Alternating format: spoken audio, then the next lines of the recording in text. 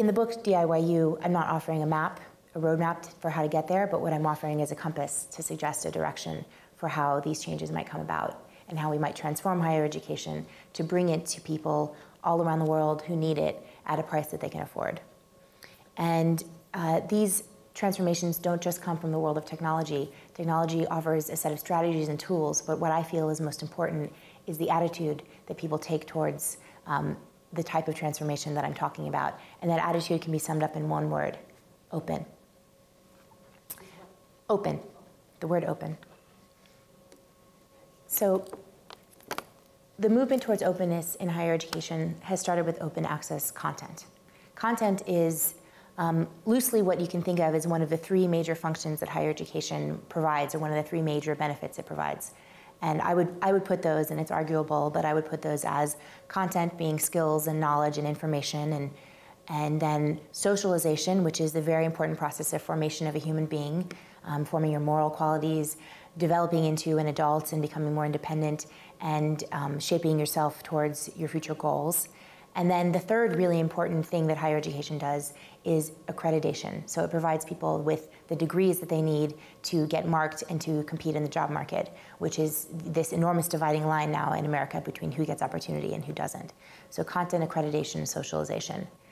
The open movement in content is very simple. It means providing digital resources online at a very low cost of delivery, open license so that anyone can use them, and using those to, where appropriate, to supplement the fruits of faculty labor. So you can have shared lesson plans, shared courseware. You can have textbooks that are open. Rather than costing students an average of $1,000 a year, they can be available for free online or for a small fee for a download, where part of the money does go to the author, but what you download is only what you're going to use. Or you can get it on your iPad, you can get it on your phone. These textbooks, these kinds of materials are starting to become available through collaborations amongst hundreds of institutions, not only in the US, but around the world. The most famous example is MIT's OpenCourseware model, where they've released 1,900 of their courses online with video, audio, and many times tests and problem sets as well. Now, content, I'm going to remind you, because there's oftentimes a confusion between providing a video lecture and attending a class, such as this one. Just as there's a difference between reading my book and coming out here to see me, content is only the first step. It's an infrastructure that you can provide then services on top of that in order to produce a complete education. And socialization is really the next frontier of how technology is transforming the way that education is delivered in order to both lower the cost and increase the quality. The National Center for Academic Transformation redesigns courses using technology where appropriate, and in a hybrid model with face-to-face classroom time, combined with, for example, online exercises or links to other resources. And they've now already redesigned hundreds of courses for tens of thousands of students at hundreds of institutions, and they've managed to lower costs by an average of 39%, while also raising learning outcomes at the same time. New kinds of social media technologies enable us to teach online and provide a huge amount of the same benefits that happen in a face-to-face classroom experience through things like video chat, things like Facebook-like news wall postings, and audio, and ways to communicate in real time, like with Twitter updates. So Tutor, for example, at the University of Southern California, has produced a Facebook-like platform that awards a master's degree in education.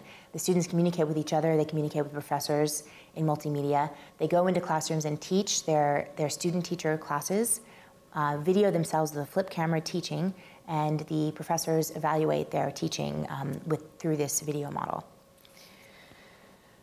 So that's socialization. That's one level of socialization. Yet another direction of socialization that also kind of puts another spin on this open model is something called peer-to-peer university, which is basically taking open content and providing self-organized courses around it. Anyone can join a course, all for free, all volunteer, and taught over the internet.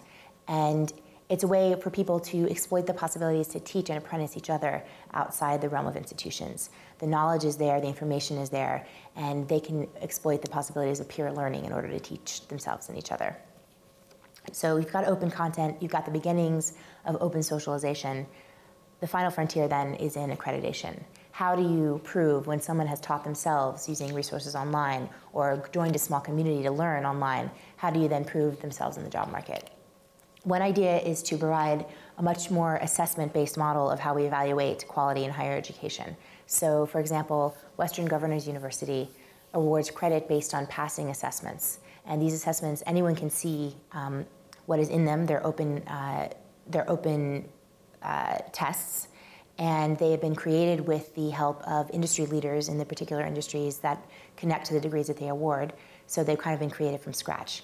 And so instead of saying I've gotten a degree from this institution because I've satisfied their requirements that are not transparent and not available to everyone, you can then see exactly what someone might learn and exactly what they might know. Doing this requires colleges to really change the way they do business and to open themselves to the same kinds of accountability that we see, for example, in the business world, ideally. Another way of looking at how assessment might work in a really open model, and this is sort of a more revolutionary out there approach, is a network called Behance, which is something that was created for people who are in the visual arts, in design. They can upload portfolios to this online community. Other people who are members of the community look at the profiles and evaluate the work and grade it up or down. This is a community rating system. And employers can then go on the site and recruit the best rated portfolios. So this is something where, not unlike what you do in the real world, once you get past that first job and your first diploma, you can get a job based on the work that you demonstrate. And another way that openness helps these issues of access as well as quality is that it allows people to contribute things to the real world, whether that be a posting on a blog or a contribution to an open source software project, and you can point to those things and say, this is what I've done, this is what I've learned, this is how I demonstrate what I've learned, and rather than simply look at my diploma, which is a stamp from another organization, you can again look at exactly what it is that I've done, and that's how you're going to decide whether or not to hire me. So that's the direction that things are going with in terms of open accreditation. So what happens when you put this all together? What does this mean for the individual student? I think it's really important to look at education from the point of view of the student, and that may seem obvious, but the fact is that most decisions in higher education are made by professors and faculty, administration, and legislators, and then sometimes by parents. There's very little choice that really goes to the student themselves. So the real change that has to happen, more than adopting any of these technological tools, is for us to change the way we look at the educational process and to start with the student first. The fact is that most students, the vast majority of people here in America do not graduate directly from high school, go on to a four-year degree, and then get a college-level job. In fact, it's only about 1 in 10 Americans who do all those things at once. The majority of college students, first of all, 7 out of 10 people graduate from high school. Secondly, of those who go to a four-year college, only about half in the latest rankings graduate after 6 years. People who attend college, the majority of them go to more than one institution. The majority of them work while they're in college. The majority of them do at least one internship while they're in college to supplement their learning outside the classroom. And we need to design models that allow for and actually expect that students are going to do all of these things.